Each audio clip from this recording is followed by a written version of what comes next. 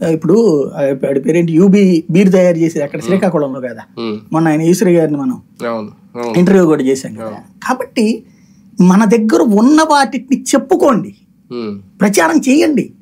ఇదిగో కృష్ణా జిల్లాలో ఇన్ని కంపెనీలు ఉన్నాయి, గుంటూరు జిల్లాలో ఇన్ని కంపెనీలు ఉన్నాయి, విశాఖపట్నంలో ఇన్ని కంపెనీలు ఉన్నాయి, మ్యానుఫ్యాక్చరింగ్ ఇండస్ట్రీస్ ఉన్నాయి, ఇందులో ఇన్ని ఉన్నాయి, ఆంధ్ర నెంబర్ 1గా ఉంటుంది, రండి రండి రండి ఇక్కడ ఇన్ని ఫ్యాక్టరీలు ఉన్నాయని చెప్పండి.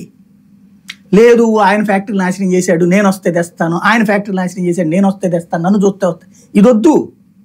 అంబానీ వచ్చి ఆంధ్రాలో పెట్టుబడి పెట్టాడు, అదానీ వచ్చి ఆంధ్రాలో పెట్టుబడి పెట్టాడు, గోయంకా వచ్చి ఇక్కడ పెట్టుబడి పెట్టాడు, బజంకా వచ్చి ఇక్కడ పెట్టుబడి పెట్టాడు, ఇవి చెప్పండి. అది జగన్ పేరు వదిలేసేయండి. అలాగే చంద్రబాబు టైంలో వచ్చినట్టుకి అది చెప్పండి. ఇవన్నీ ప్రచారం, కంపెనీ ఇదిగో ఈ ఊరు ఈ జిల్లాల్లో ఈ కంపెనీలు వచ్చినాయి, అది హైలైట్ చేయండి.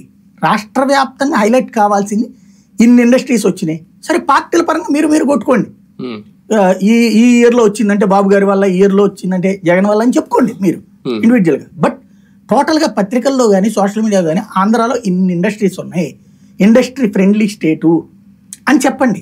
రెండవది, ఇండస్ట్రీల జోలికి రాజకీయ నాయకులు పోనీకండి.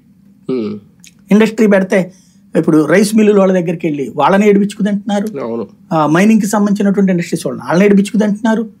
ప్రతి చోట వెళ్ళిపోయి మీరు మా మాట లేదు, ఇప్పుడు లారీలు పెట్టాలంటే మేము చెప్పిన వాళ్ళని నడుపుకోవాలా, ఇట్లయితే ఎట్లాగా నడుస్తుంది? ఈ నెల రోజుల్లో అధికారులు రాజకీయ నాయకుల గురించి మనం మాట్లాడుకున్నాం, వాళ్ళకి కొంచెం ఇన్సెక్యూర్ ఫీలింగ్లో అయితేనే కనిపిస్తుంది ఎవరికి ఎప్పుడు అంటారు. కానీ నిరుద్యోగుల విషయంలో కానీ, ఉద్యోగుల విషయంలో కానీ, సచివాలయ ఉద్యోగుల విషయంలో కానీ, ఎందుకంటే చంద్రబాబు గారు అంటారు ఒక విజన్ నాయకుడు అంటారు కదా, ఎంతవరకు వాళ్ళకి భద్రత భరోసా కల్పించేలాగా ఆయన నిర్ణయాలు కనిపించాయి? నాకు గొప్ప విశేషం కనిపించింది ఏంటంటే, బాబు గారు సచివాలయ వ్యవస్థ తీసేస్తే సచివాలయ ఉద్యోగులు ఎవరు ఫీల్ అవ్వరు. తీసేస్తే మరి వాళ్ళకి అంటే వేరే అకామిడేట్ చేస్తారు కదా, వాళ్ళు గవర్నమెంట్ ఉద్యోగులు హ్యాపీగా ఉంటారు.